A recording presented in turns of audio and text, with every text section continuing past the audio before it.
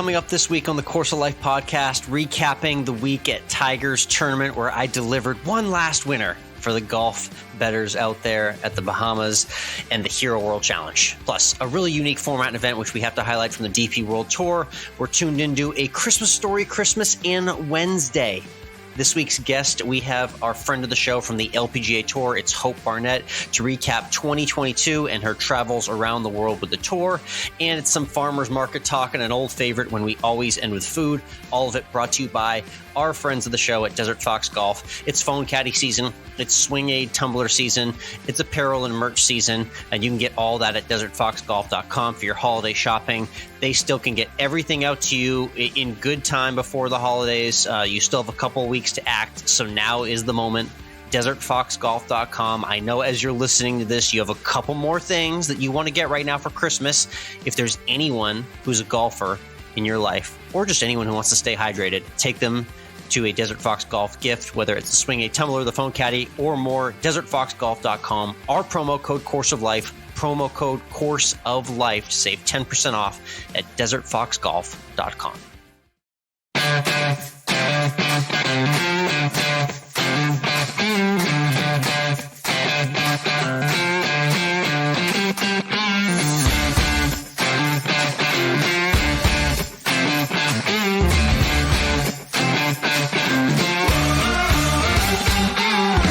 Hello, interwebs, and welcome to Course of Life. We are proud to be presented by our friends at Desert Fox Golf and Voris Golf. I'm Michael, he's Alex. And Alex, they were down in the Bahamas for the Hero World Challenge hosted by Tiger Woods, who, after we talked about him being in the tournament on last week's podcast, recording on a Monday afternoon like we always do, he promptly withdrew from the tournament in typical that's the Monday fashion. Evening jinx for us. That always happens. It's how it usually works out for us, it seems.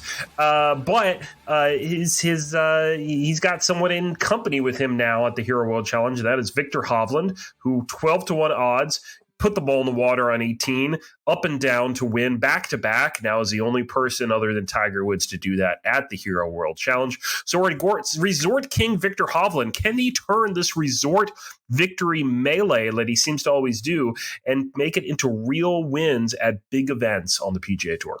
Oh, you mean at non-resort courses? No, yes. I don't think that's possible. Based on his profile and his career so far in his young career, he only wins in tropical destinations. It's becoming very clear. He's now done that for the 5th professional victory he's had and 2nd here at the Hero. Very impressive stuff from Hovland, and gutsy down the stretch with that mishap at 18, having the Adam Scott Players Championship vibe, guts to get up and down when he needed to, drained that clutch 15, 20-footer it was, and got Scheffler in the end. An impressive victory, a nice 12-1 winner for all the friends who backed me on my runyourpool.com article and picks weekly on Twitter at Course of Life 1. Good to get one more winner in the Staples in 2022. Yeah, nice way to kind of put a cherry on top to the year. We'll see if you're able to pick a couple more as the year rolls on.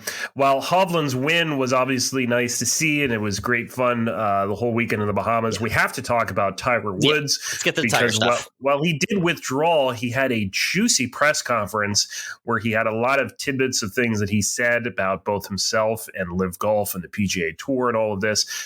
Let's start, though, with his leg. He said, quote, "I can hit whatever shot you want. I just can't walk." Well, that's a pretty daunting statement to hear from Tiger Woods. I mean, obviously we knew he was on the mend, and we had the idea that he is going to be playing a significant amount in the next few weeks. But yeah, he really didn't say quite how immobile he was, and he put that into words right there. So for anyone who's wondering about the PGA Tour return for Tiger, it's just not soon, because the guy just won't. He refused to take a golf cart at any cost as well, too, in any sort of official event. He'll do it the next couple of weeks, so you'll see him in the action. But like you said, he can't walk. So that's not a good thing. Yeah, he has a lot of respect for the pillars of the game of golf. That would be 4 rounds, a cut, and walking it. Oh, yes. Hint. Yeah. Got it. Hint. So, yeah, Tiger is supposedly as good as anybody else out there. I look forward to seeing the shots, but yeah, I look forward to seeing him walk as well, in addition to hitting the shots in short time, hopefully. Yeah, and he's going to be at that parent-child tournament coming up in a couple of weeks with Charlie. And he told Charlie, "Don't copy my swing, copy Rory's swing," which a lot of people have said. He looks to have Rory's swing. He doesn't have Tiger's swing. Interesting. I mean, God, ultimate compliment to Rory McIlroy, right?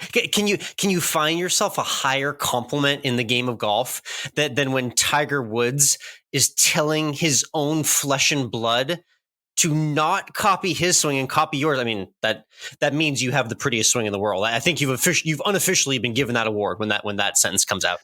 I'd also say that's kind of like quintessential Tiger, though, to say something like that, because Tiger is about winning, not about being maybe emotional, right? Also, Tiger's swing damaged his body a lot. That's something to think about as well, too. That's true. And Tiger kept changing his swing and was never happy with his swing and would keep fiddling with stuff. And yeah, so I appreciate that he sees that and he's smart about that. What did you think about what he said about Live Golf? I think he pretty much said get to the Greg Norman comment. Get to that. Yeah, he said Greg Norman has to go, pretty much, which is what we've been hearing for a while here. That if Live Golf, the PGA Tour, want to have some sort of amicable relationship, it needs to start with Greg Norman going away. Wow. I mean, talk about a direct shot. And it's funny because it's not really Tiger taking a large swathing shot at Live Golf or the institution of it. Tiger is literally just taking a direct shot at Greg Norman, the person, the human being, and the leader, and saying, hey, listen, like, there's a future for these tours to mend fences and have some sort of working relationship, but it is not with that guy at the helm. It doesn't get more direct of an insult than that. And I think we heard something similar out of Rory recently, too, where it was saying that when the two of them had originally met, Greg Norman was very unkind during that original conversation. So, I mean, Greg Norman I don't know. He's got the jokes. I've seen an affable side of his personality, but he also feels very cunning when it's a one-on-one. He gets you alone in a room. I don't know if I want to be cornered by him. That's for sure. Here's a question for you. I thought I saw this on social media. I think sometime in the last week or two or something. Yeah. Who was better in their prime, Tiger Woods or Greg Norman? You know what? I saw this too. And this blew my mind. I was concerned that I'd overserved myself earlier in the day before logging onto Twitter and seeing this poll, because I was like, wait, I'm sorry. This is a debate of Tiger's prime versus Greg Norman's prime? Absolutely not. No. Have you heard of the Tiger Slam where he held all four majors at the exact same time? That's prime right there. Greg Norman did nothing near that.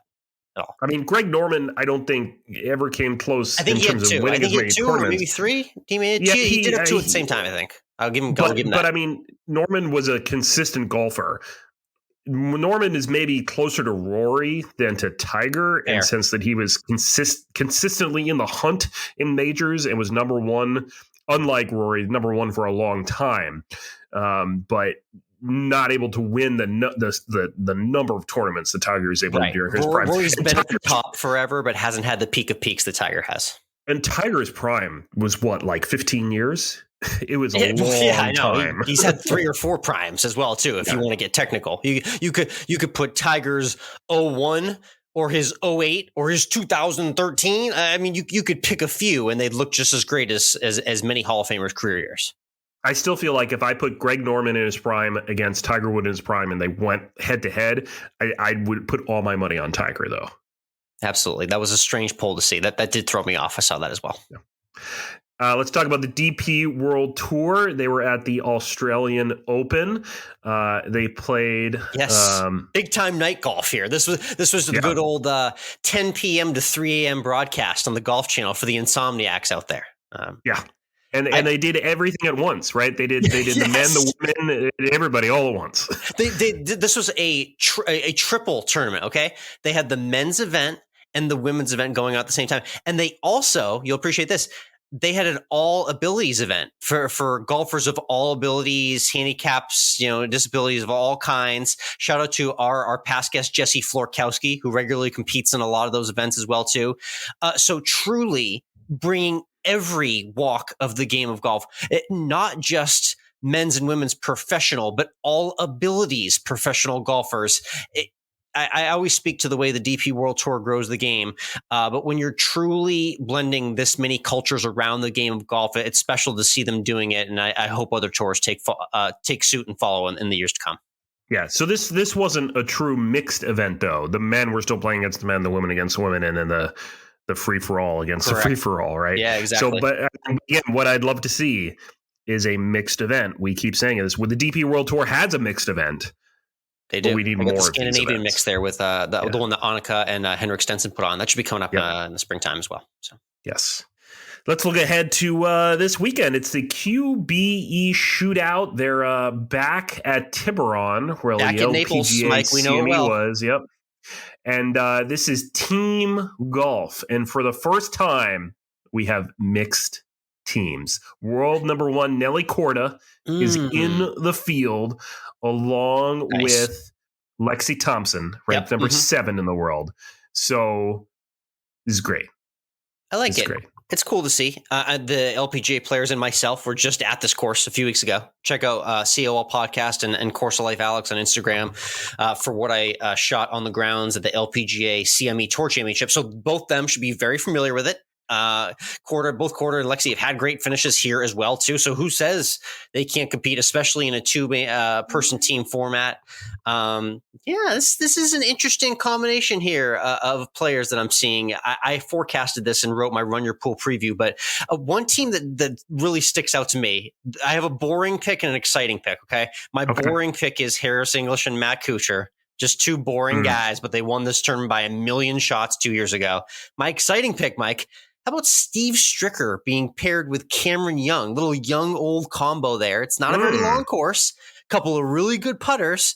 They could be a dynamic duo to watch. I like them this week. You know, I though would think that I would be putting money on like the Nelly Korda Denny McCarthy pairing because Nelly Korda was just here, top 10 in the CME. Okay. So it just kind of makes sense that she knows she of course is fresh in her head. She knows what she's doing here. She obviously just played well here. So she's got to have a lot of confidence coming in to this event and to do it with someone so she can maybe be a little more loose cannon and play the aggressive shots. I like it. I just feel like that's a good pairing there. It's cool to see the top LPGA pros mixed into this event. It's a silly season event, of course, 2-man teams. It's nothing super serious on the line. Hey, $1 million to the winning team now. So someone's going home a whole lot richer for their holiday shopping. So it should be a fun one at a really cool track and a nice destination in Southwest Florida. Let's switch over to Tuned In, where we share what we're tuning into outside of the world of sports. Finally started watching Wednesday on Netflix during this past week. That, of course, Wednesday. is not talking about the day where a lot of our listeners are listening to the podcast right now. You're talking about a show. Yeah, it's the Addams Family show. It's about Wednesday, the daughter in the Addams Family. Very exciting. Okay. Yeah, I remember the Addams Family from my younger days. Yeah, it's kind of it's kind of a coming of age schoolhouse mystery sort of thing. It's really kind of like Harry Potter in the Addams Family universe. Oh, so interesting. Okay. Everyone's got some sort of different special ability at this school where Wednesday has been sent to, and she's an outcast and trying to find her place in the world. And in the meantime, she's going to solve a crime. So sounds a lot like Harry Potter to me. And it's actually quite, a couple episodes in, we like it. It's a young and old Wednesday. Where is it streamed at? Where are you finding that? Netflix. It's on Netflix. Good stuff. Love it. Yeah, I just streamed something myself as well. A new release in honor of a classic Christmas movie that I love. There's really only 24 hours a year where I actually watch A Christmas Story. Because that's the only time I really, truly feel it's appropriate is when they run that marathon on TBS and TNT. But it's one of my favorite Christmas movies. And they have redone and modernized it with A Christmas Story Christmas. So they basically flipped the script. And now young Ralphie is a dad. Peter Billingsley, all grown up, young Ralphie in his adult form is playing a dad. And there's a lot of funny familial storylines that remind you of the original. There's the slide, there's the bunny costume, and there's a lot of funny homages to the original. So if you like the original Christmas Story movie, absolutely tune into A Christmas Story Christmas for the remake.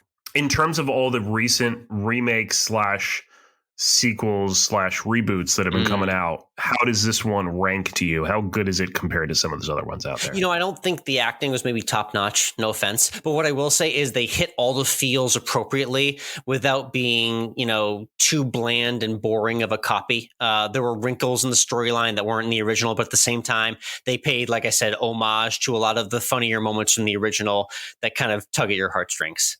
They end with the snow, all the appropriate. This is what really got me, Mike, which you'll appreciate. All the appropriate music and scoring and soundtrack, those magical noises that you just can't mistake from the original movie, return to the remake. So you just get all those friendly vibes all over again. Excellent. So that's Christmas Story Christmas. That's on HBO Max, Indeed. if my memory serves.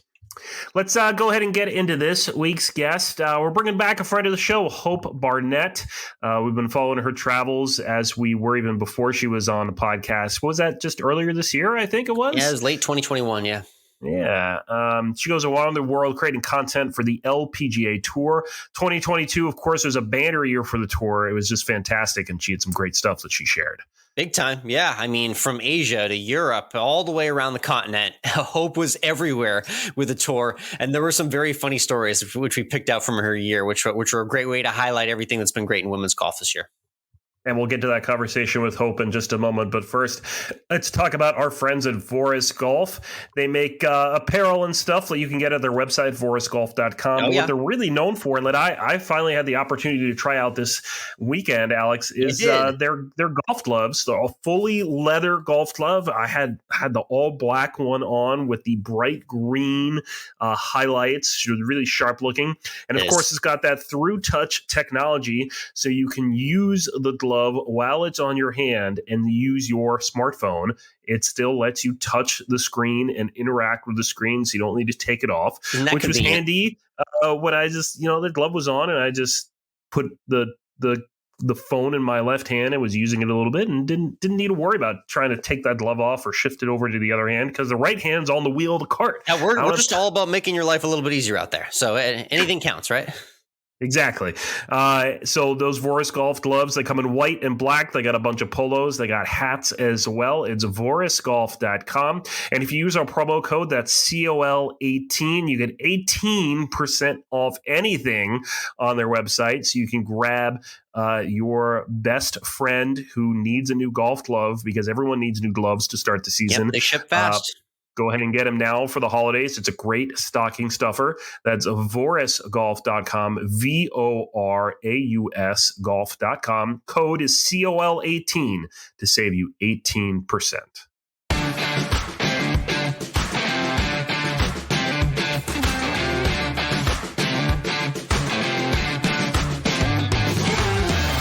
Next up on the tee, back on the show to talk all things LPGA Tour and update us on her travels this year. It's Hope Barnett, back on the course of life. Hope, how are you this evening? Hello, I'm good. How are you doing? Very good. Great to connect with you. I know we last spoke in 2021. We'd been talking a lot throughout the year, and you'd had some really cool travels around the world. But first, we got to start right at home, because when we first talked last time in 2021, you introduced us to your lovable cat, Milo, who you referred to as cute but psycho. Give us the Milo update here in 2022. Oh my gosh, he's doing great. I appreciate you asking about him. He's still my baby. Every time I go on the road, I'm always like, oh, I cannot wait to see my cat again. Like, my family's great and all, but I'm like, I'll see them every time. But I'm like, oh, I wish I had my cat tonight. So yes, he's doing great. He's still psycho, but we love him. But yeah, just always love coming home to him. Nice. Yeah, definitely a comforting thing to come home to a pet. Everyone agrees out there with that. Let's talk about your travels and everything you did this year, because you were very busy, maybe a lot more, I feel like, than 2021 when we last connected. And it started off pretty early for you. You did a trip that I have definitely never done. I think a lot of people out there haven't, and getting out to the eastern part of the globe. You started out in Singapore and Thailand for the LPGA's international stretch in the early part of the year. First off, just tell me about that experience and traveling out to those countries that are super foreign to a lot of our American audience. Yeah, no, it was really cool, because personally, I hadn't left the country when I graduated from college. So going to Europe even last year was really new for me. And then going to Asia at the beginning of this year, that was the first time I ever went anywhere in Asia. I was super excited. I honestly had no idea what to expect. I mean, because it's just so different, than America or even, when I go to Europe. But Singapore was awesome. It is honestly one of my favorite places I've ever been to. It is the cleanest city I have ever seen. It's like no one really told me that, but I was walking the streets. We all had like a game going, like, okay, who can find the first piece of trash? And like, I will tell you right now, you really will not find a piece of trash in that city. So Singapore was really cool. Obviously got to, just experience a lot of different cultures. I met a photographer there actually that took me and like another one of my colleagues out for like a very authentic Chinese meal. And it was definitely interesting. I wouldn't say it was my favorite food I've ever eaten. I'm sure there were some unique dishes there that you may not have seen before. Is that right? Yeah, one of them was chicken neck. So wow, okay. That was interesting. I did try it, but wasn't my favorite dish. But I mean, either way, it was so cool and so nice of him to do that. But yeah, Singapore was awesome. Thailand was also really cool. And just really great tournaments too. Like they were just put on really well for the players. Two great winners. We had Jin Young Ko and Nana Kurtz Madsen. Nana, that was her first time win. So that was really cool in Thailand, being able to see that. I also realized that like my favorite thing, I think in the whole world is mango sticky rice, which is in Thailand. And I was just obsessed. I'm a huge mango advocate and fan. Get them every single grocery store rotation I have. So I definitely would love that. I have not tried it yet, though. I'm curious specifically in that part of the world. Talk to me a little bit about what the vibe is like in an LPGA event halfway across the world. I know how huge the international reach already is and how popular women's golf is in Asia. But what was it actually like being on the grounds there for those events? Yeah, so Singapore was still kind of quiet just because like COVID wasn't completely like eliminated over there yet. It was still early in the year. Thailand, there were definitely way more fans. There are a lot of golf fans over in Thailand. So I know that, I mean, again, with like COVID and stuff, it was a little different, but I know like going back even this next year, I don't know if I'm going yet, but I know it's going to be even bigger, like the crowds and everything. But I wasn't able to go to, just for example, like Korea and Japan this year. My coworker did, but like they said that the crowds there are just incredible. Like it is just something they've never witnessed. And I just think that's really cool because you go over there and these women, they're stars. Like they are literally stars, and it's amazing to witness. Hopefully I can see that next year, maybe in Korea or Japan. But yeah, I mean, Singapore and Thailand, huge golf fans over there too, but it was still a little different just because of COVID. Very cool. And, I love how global the LPGA Tour has gotten in recent years, and it showed with that stretch as well. Let's talk about something not only in variety of continents and countries the tour plays on, but the variety of winners this year. Like everyone was coming out of the closet, old, new, in between, getting wins from nowhere, like getting wins that we're familiar with. Tell me from your job perspective, when you're telling different stories throughout the tour, how that kind of helps you in your job when you see so many different faces getting wins throughout the year. Yeah, for sure. This year, there were 11 first-time winners, which is absolutely insane. I was there for 5 of them, and it is so incredible to be able to see, these women that have worked their entire lives, to be able to not only just play on the LPGA Tour, but to get a win. I mean, that's really hard to do when you think about, how many players you're competing against every single week. So seeing the emotion on their faces, like seeing the first time winners, like hoist the trophy and sink that final putt, it is just so, so cool to witness and to be there for it. And then not to mention, we had, people like, for example, like Lydia Ko, watching Lydia win after she went through a massive stretch, for several years of not winning. And then this year, now she's like world number 1. Yeah. I mean, it's insane, but it's also so good for the game of golf because everyone loves Lydia. Like she's a superstar on the course, and also she's just like the nicest person ever.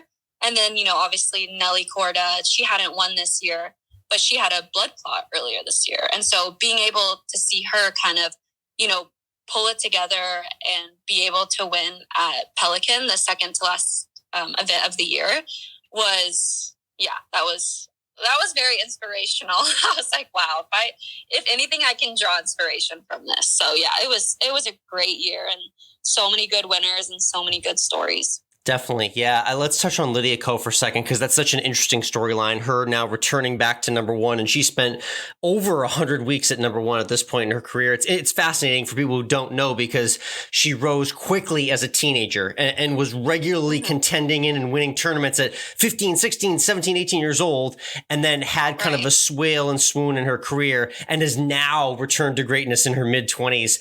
What's it been like kind of following that trajectory where she's gotten back to the top after coming back down at that age?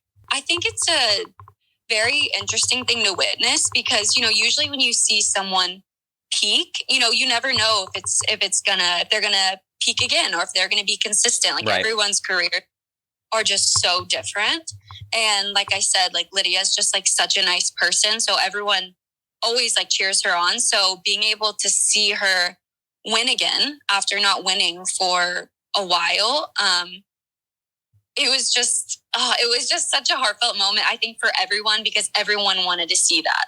And then to be able to see her win the CME Group Tour Championship, like our tour championship, I think it just put like the cherry on top of her season.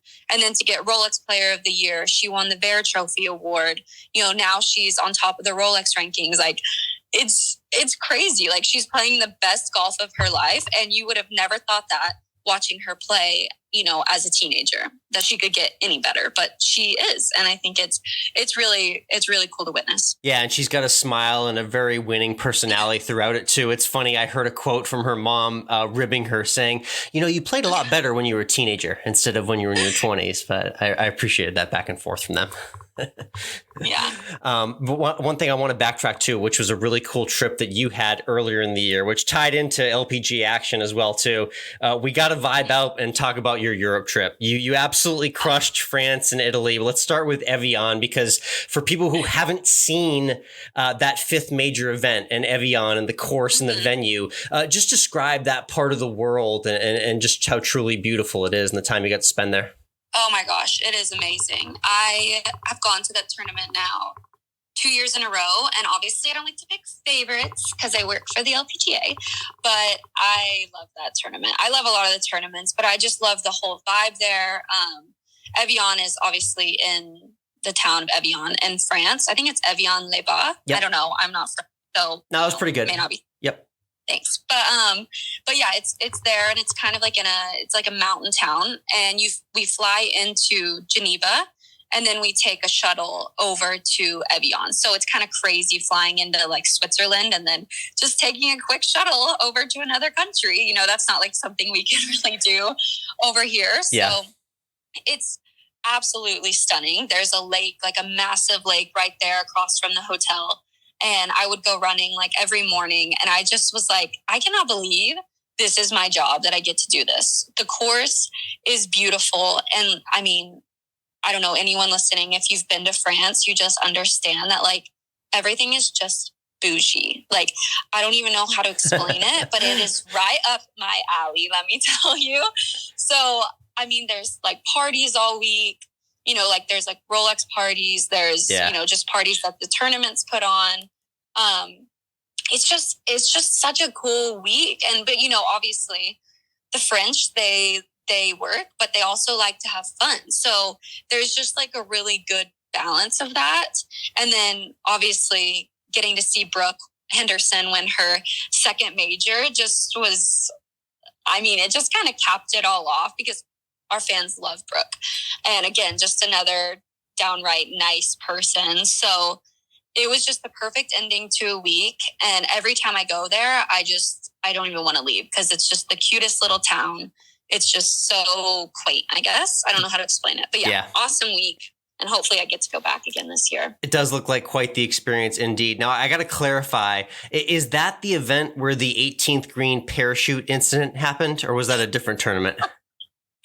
Yes, that was that tournament. Let's give everyone a full recount and maybe a repost eventually on this incident. But describe what happened to you as you were trying to do your job as well as you do on the 18th green of that event. Yeah, so I am a content producer and host. So when I'm out there, I was out at the 18th green. I posted the winners graphics. I'm just trying to get all the content that I can get. So I'm recording so there's these, I think two parachuters that literally come from out of a plane, and they come down with the flag of whoever, from the country of whoever won. So This year it was Canada. So it was Brooke. So they're coming down with a Canadian flag. And first of all, I'm always very impressed with them. Like, no matter where they land, like, I could never do that. So, like, kudos to them. But one woman was just a little off on her landing and landed a little close to all the photographers and everyone, with cameras. And it just so happened to be just a few feet in front of me. And her parachute literally took me out. And I mean, I wasn't hurt, obviously, but I was draped with this massive parachute, and I was tangled in the ropes. And I got it all on video because I was recording her coming down. You did. And she was just laughing. I was just like, what do I do? How do I get out of here? So everyone on the 18th green is just watching me get attacked by this parachute. But we made it out alive. So we're all good. But It was quite the experience. I don't die laughing very often through Instagram stories, but that was one moment for me, and I still am as you recount it. I'm curious, are you claustrophobic at all? Because that's quite a moment when you get enveloped by that parachute. It can scare some people. Thankfully, no. But if I was claustrophobic, I think that would have been really bad. I'm very calm. I can stay calm very easily. So in that, if you hear me in the video, I'm just sorry. I'll get out of here eventually. You were very polite through it all, yes. But yeah, I got through it. Nice. Very cool moment there. And the second part of that trip, got to highlight Italy, because I saw a lot of Prosecco, pizza, pasta. What else am I missing from that trip? Those look like the most important things you covered there. But what was your favorite part of Italy? Yeah, no, that about sums it up. It was so cool. I've never been to Italy before until this trip. So I went with two of my friends and also colleagues, and we went to three places. We went to Venice, Florence, and Rome, and all three places were, just spectacular, everything I dreamt of and more. But I think my favorite was probably Venice, which is, the town that's literally built on water. Right, the river's flowing through, yeah.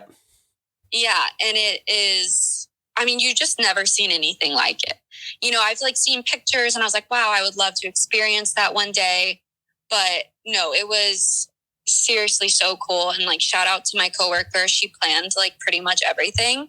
I was basically just her child coming along with her. Nice. Yeah. That's always the best way to travel, right? Yeah, exactly. So we went on 2 wine tours. Yeah. It's safe to say we drank a lot of wine, ate a lot of pasta, and just had a great time. But yeah, it was very hot, which I didn't realize it got that hot over there.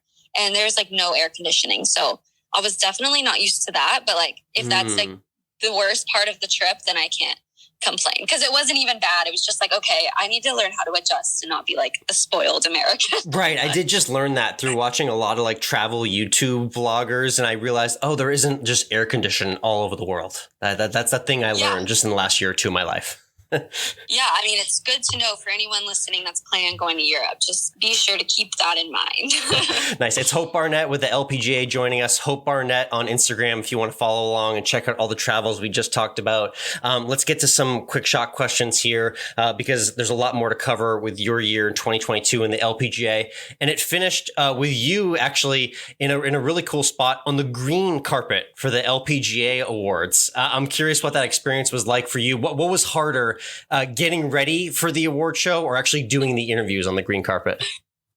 Probably getting ready. I'm just I'm not.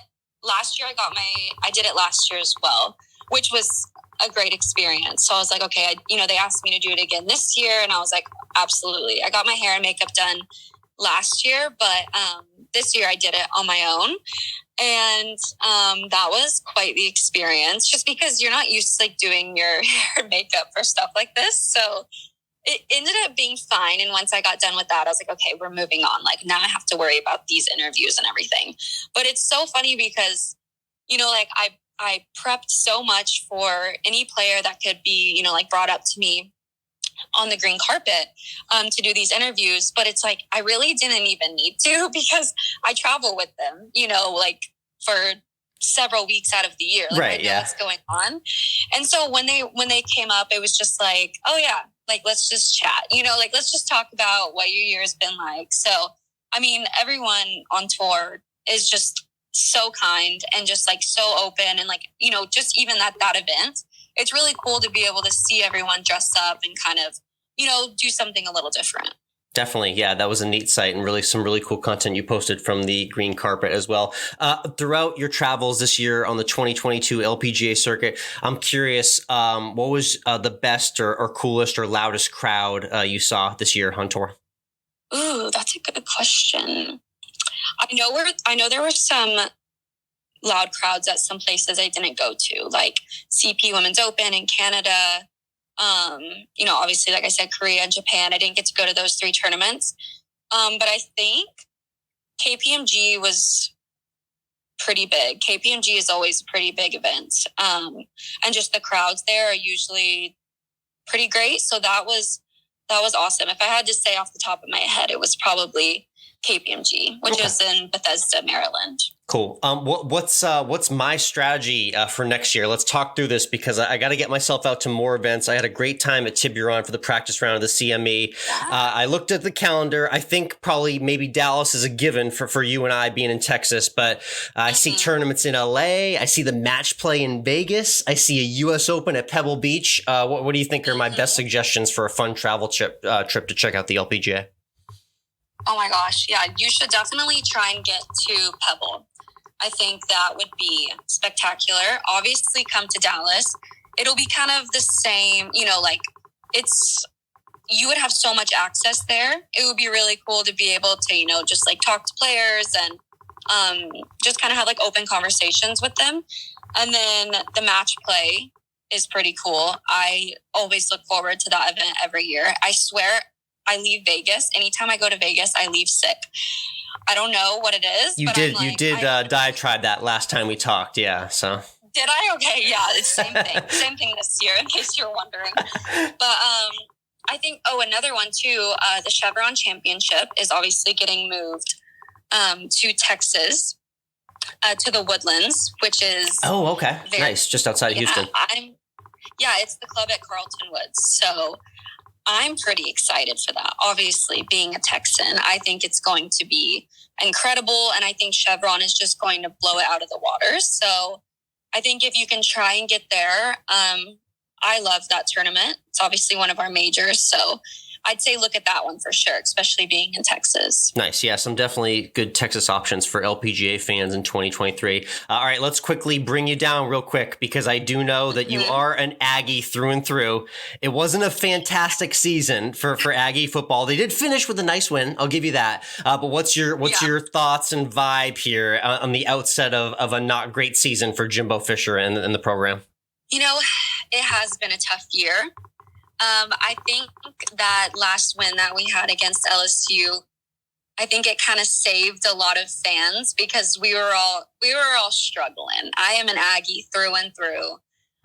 So it felt good to get that win over LSU, but it definitely didn't make up for our terrible season. Yeah. I think a lot of people now are, not that it was up to us, the fans, but I think people are regretting, you know, they're like, is Jimbo really going to do this? Is he going to turn this program into what we thought he was going to? Which I've always had faith in Jimbo. So I think in my mind, I'm like, okay, I just need to see how this next year goes.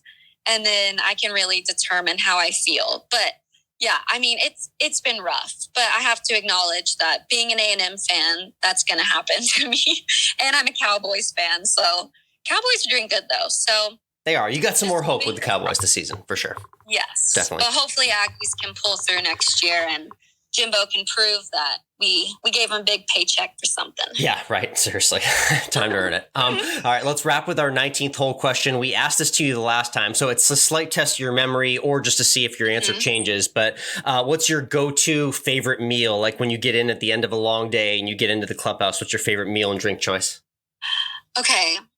So I think it's going to change because now I'm going to think of this more in like a European mindset because my new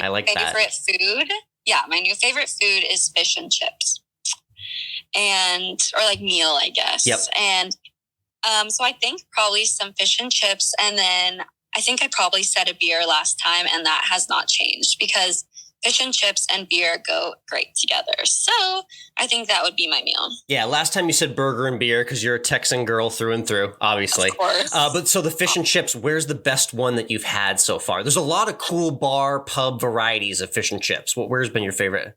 Oh, that's actually a good question. I'd probably say when I was in Scotland last year, actually at our hotel, they had a really good restaurant in it. And when I was eating the fish and chips, I was like, wow, this is amazing. But I was still thinking in my mind, like, okay, this is like a hotel restaurant though. Like, I'm sure I could find some better, somewhere else. But like, I really don't think I have.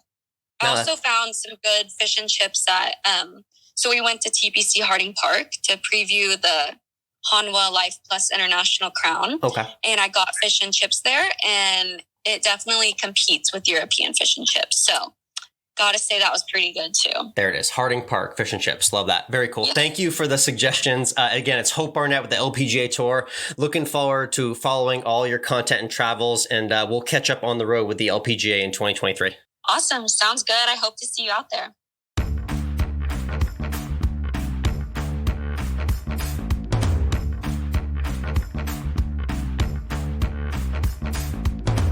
And we're back. Great chat there with Hope.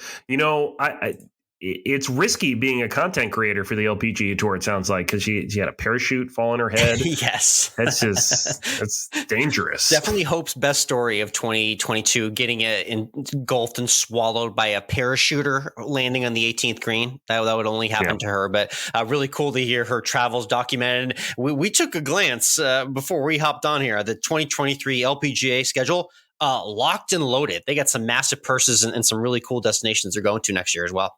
Yeah, and the real keys here in these dates when you look at them is June 22nd. They're at the KPMG Women's PGA Championship at Baltusrol. You like that? For $9 million purse. And then July 6th through 9th, their very next event, the Women's Open, is at Pebble Beach. Oh, yeah. You want to go out to Pebble. Yeah, I'm down. I mean, obviously.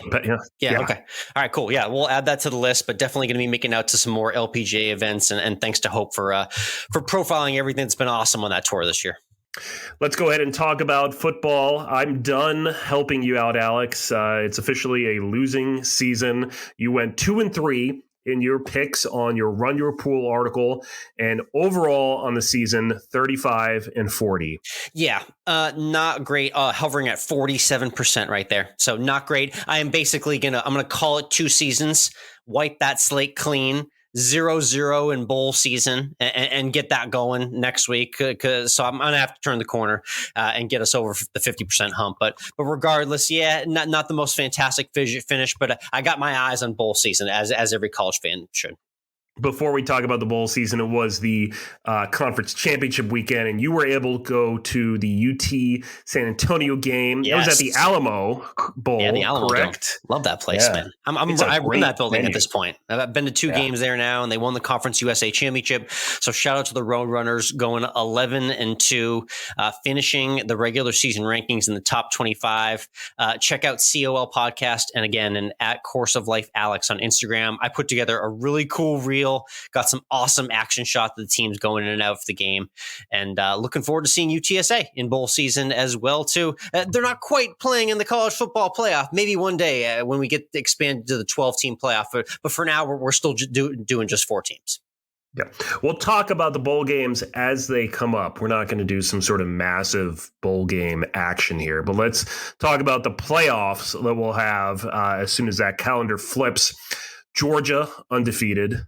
will play Ohio State, who sneaks in after USC got blown out. Yes, they did. Their All they had to do was beat championship. Utah, and they did the opposite of that. They got ran all over the place, and they were clueless in Vegas, basically. USC out, Ohio State in for doing nothing, just sitting around last weekend. They get that final fourth spot, and they get one more crack at it in the playoff against a Georgia team that has just looked unstoppable. Like I said all week, you kept leaning on me like once every 30 days, being like, who's your team? And, I kept telling you Georgia Bulldogs. So I'm not changing that answer at this point. Michigan and TCU will play in the other one. The Horned Frogs did not win, but they lost in overtime, which is against another top 10 team. So that's how they're able to keep that number 3 spot in the rankings. Like the best possible loss you can have, I guess, is you just be undefeated really all the way to your conference championship game and lose a heartbreaker in overtime. It was looking ugly at one point against Kansas State, but they mounted a great comeback to solidify their spot in the playoff. And now this is a tough task against a Michigan team that is undefeated. They look super impressive a couple weeks back against Ohio State in that rivalry matchup. That one's going to get bloody. That's going to be a real physical matchup to see who can eventually play Georgia. Like I said, I'm locking in the Bulldogs in that championship game. Yeah, I think the Bulldogs are probably just going to roll their way to victory. It just feels like it. I'm sorry to be that boring guy, but I've been on the team since the beginning, and they haven't done anything to sway me away. Yeah. Can we just say, though, that I feel like it's a breath of fresh air to not have Alabama in the playoff.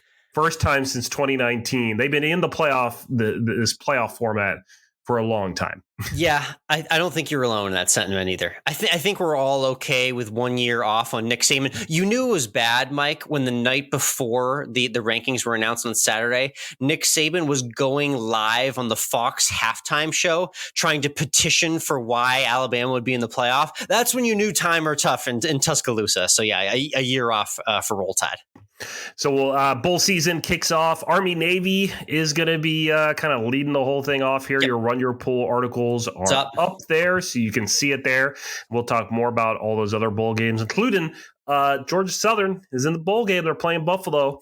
I saw that. Was it day after Christmas, 27th or something like that? It's like, I forget. They're kind of somewhere later in the month. Buried in the throngs of bowl season. Don't worry. I'll have an article, a play, a bet, and a thought on it in good time. Yep. Don't worry.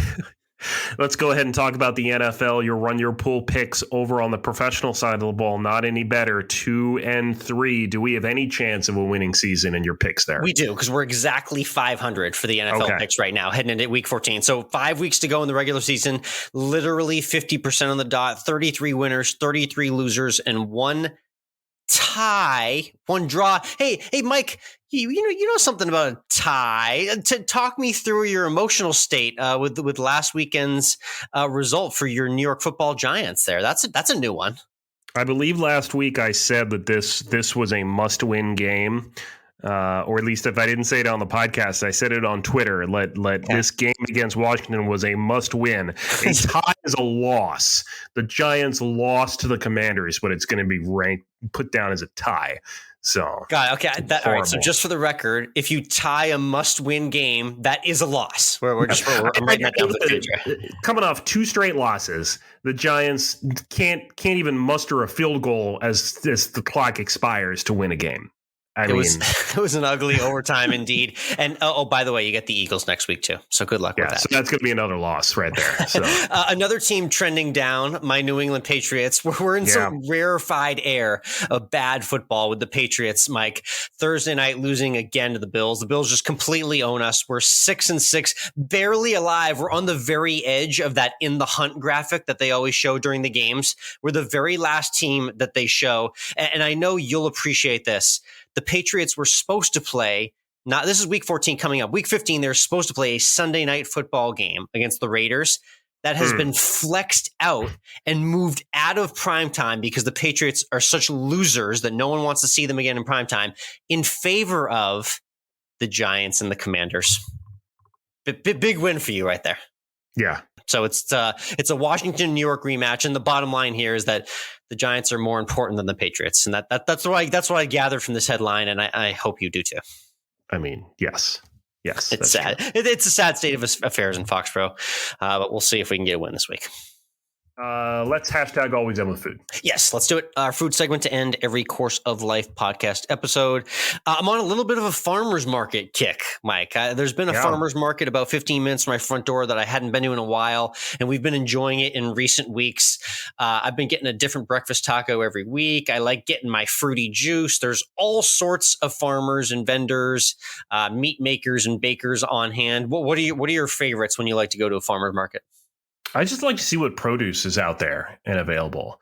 I'd love to do like some meats from a local farm, but I really don't want to spend $25 per pound on a steak. Pricey. They are. Yes. Good, but they're pricey. Oh, yeah. But no, I mean there is always a couple different farmers because it's like being in the South. There's always fresh produce around. So that's always great to see. I like the produce move. There were some carrots that were just calling my name for some reason. Carrots just freshly picked out of the earth. They look better. I don't know why. But the rich man who I envied, and I know you would too. He walked right up to the meat farm and he just got 5 lamb steaks. Like it looks like he literally just ordered them all for himself. Mike, that man is living right there. That's a flex right there. That's a flex. Farmer's market flex if I've ever seen one. For me this weekend, we returned to an old favorite that we haven't been to since the before times. Oh, okay. Yeah. So this was Public in downtown Savannah. Some of the best shrimp and grits, I think, in the city, and actually was one of the first places I got shrimp and grits when we moved to Savannah. It's one of the first restaurants that we went to, and it was when I was on a shrimp and grits kick and just got shrimp and grits everywhere I went. That's one of those dishes where when you move to that part of the country, you just become indoctrinated and become a fan with it. What do you look for in a shrimp and grits? What are your kind of 2 or 3 keys to a great shrimp and grits? Well, the shrimp need to be big enough. They can't be little babies. Yes, absolutely. It needs to be sauce needs to be creamy. It needs to be saucy in general, I think. I like a saucy shrimp and grits. And it needs to have, I think, some sort of sausage or something else going on in there to go along with it. So this one had chorizo, which gave it a nice little kick, a little bit of different take on it. So I like that spice. Kind of gives it a mini jambalaya vibe while still preserving the shrimp and grit nature of the dish. I appreciate that. Good stuff. That's a wrap on Always End with Food and this week's Course of Life podcast. Thank you so much for tuning in. If you haven't already, be sure to hit that subscribe button right now. I'm teasing next week's episode because we have a guest that has been on a road trip of epic proportions. You're going to want to hear this, so subscribe, and thank you for tuning in. We'll see you next week.